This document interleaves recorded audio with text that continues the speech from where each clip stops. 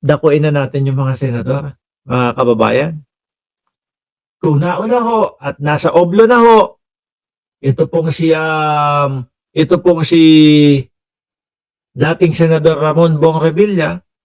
Ngayon naman po, mga kababayan, ang naibabalita, si Boss Jewel naman ho, mga bossing. Si Boss Jewel naman ho, mga kababayan. Biruin mo, sinampal si Boss Jewel. Sabi nung balita ng Abante, anak natin na pa, oh. Oh, Boss Joel Villanueva, sinampal ng 3 non-bailable na kasong malversation sa Department of Justice, sa DOJ. Nako po, mga kababayan. Tapos yung isa naman, yung pilit na sinasabi ni Rodante Meralcoleta na safe na daw po, na walang iba kundi si Boss Jinggoy, mga bossing. Ayon, late yung abogado para i-cross-examine yung mga witness na laban dito kay Jinggoy Estrada. Mukhang hindi man po natuloy, hindi man po nangyari, mga boss Chipamuser, yung sinabi na bago magpasko, meron ng mga big fish na mga makukulong, mukhang pagkatapos naman po ng Pasko, mukhang matutuloy. Kasi, ang nakikita kong sunod na dito, kay Boss Joel Villanueva, parang yung kay ano na din Ramon Bong Revilla Ilang panahon, ilang araw na lang o baka hindi na din lalagpas ng 1 buwan yan No? Baka susunod, eto na. Ang tanong natin dyan, sino kaya ang gagayahin niya? No? Kasi, si Ramon Bong Revilla, mga bossing, humahanga ako sa kanya, hindi yung kung ano man yung issue niya, hindi yun yung hinahangaan ko. Humahanga ako sa kanya kasi nagpakalalaki na harapin. No? O sige, eto talaga ang kailangan gawin na magpakulong ako habang nililitis yung kaso ko. Tumindig tumayo, mga bossing. Yung isa naman, yung Bato de la Rosa naman, tago. Ngayon, ang tanong, sino ang gagayahin na estilo nitong si Boss Joel Villanueva? Si Bato kaya? O si Ramon Bong Revilla Jr., mga bossing? Yan ang ilagay nyo sa comment section nyo. Baka gayahin yan si Gringo Hunasan noong may kaso pa noon.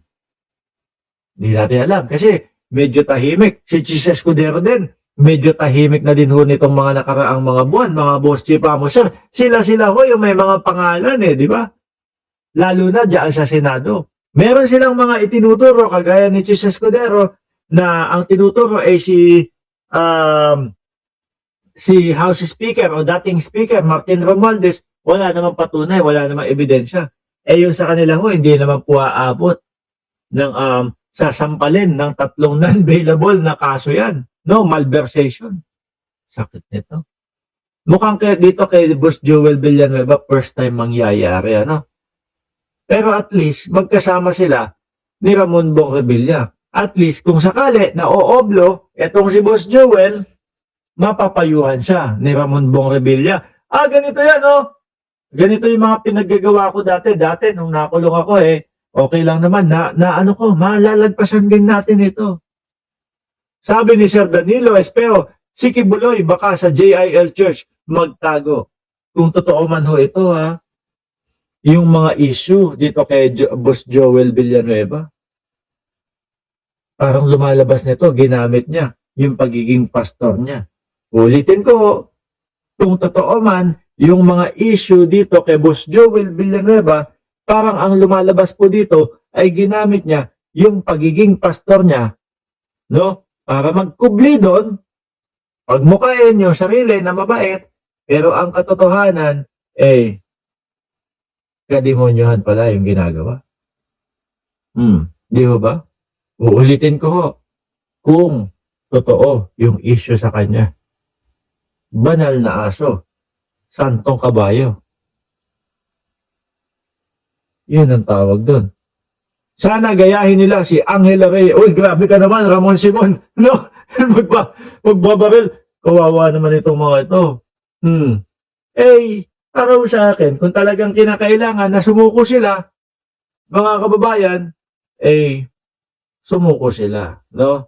Huwag sila magtago. Dahil ang pagtatago ho, mga boss chipamo, sir, ano daw ang sabi ni Bato de la Rosa, kapag ka ikaw daw ay nagtago, is a sign of guilt daw ho, mga bossing. Paraiba lang ang alam. Sabi nga ni Hart, how? Isa pa yun. Baka ho sa mga pagpasok ng next week, Chis Escudero naman. Di ba? Ako'y magpapaalam na ho. No? Maraming salamat and God bless po sa ating lahat, mga kababayan. Sa kanaganahan, go!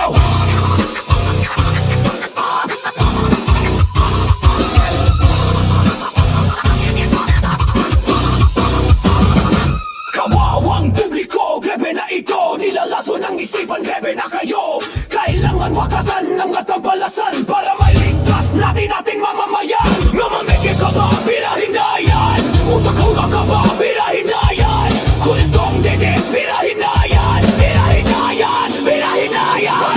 Walang takot, sino ka man naman. Basta para sa katotohanan. Eto na, handa ka na ba?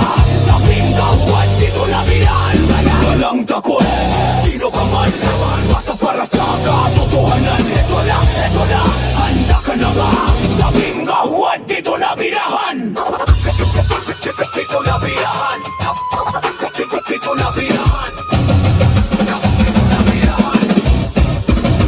Yeah! O Pinong malinaw at malupit, lalatay sa'yo na humahagupit. Mga hindi pilit pero totoo, kami ang gigiba sa inyong santo. Namamete ka ba? Birahin na yan. Utak-utak ka ba? Birahin na yan. Kultong bilis, birahin na yan. Birahin na yan. Birahin na yan. Walang takot, sino ka man. Basta para sa katotohanan. Eto na, handa ka na ba? Tabim na huwad, dito na birahan. Walang takot, sino ka man. Basta para sa katotohanan. Eto na, handa ka na ba? Tabim na huwad, dito na birahan.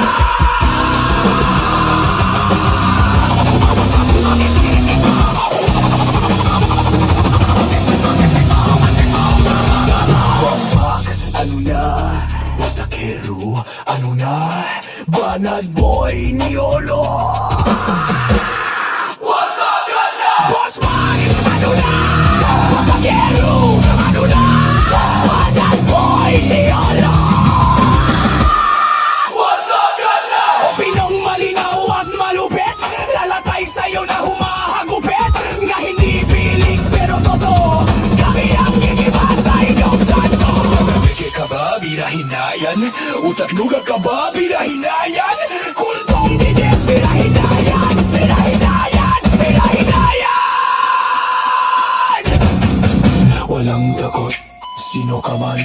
Basta para sa katotohanan. Ito na. What's up, ganda? Bossman, ano na? Dosakero, ano na? Banat boy ni Olo.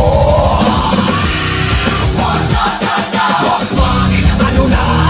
Dosakero, ano na? Banat boy ni Olo. What's up, ganda? Opinisong malina at malupit, lalatay sa'yo na humahagupit. Mahindi-pilit pero totoo, kami ang gigiba sa inyong santo. Namimeke ka ba? Birahin na yan. Utak-utak ka ba? Birahin na yan.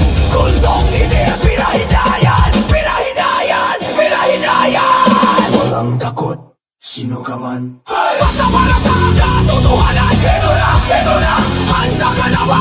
Tabing gawan, dito na binahan. Walang takot, sino ka man. Basta para sa katotohanan. Ito na, handa ka na ba?